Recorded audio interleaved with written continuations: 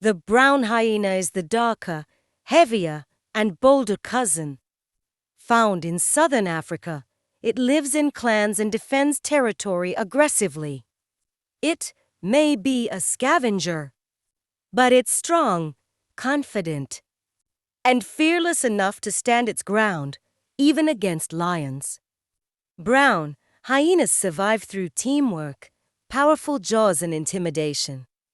They crush bones, steal kills, and protect food as a unit. The striped hyena is slimmer and more widespread. Living across Africa and Asia, it's mostly solitary, cautious, and prefers avoiding conflict. Instead of fighting, it survives through stealth, adaptability, and intelligence. Family. Different strategies.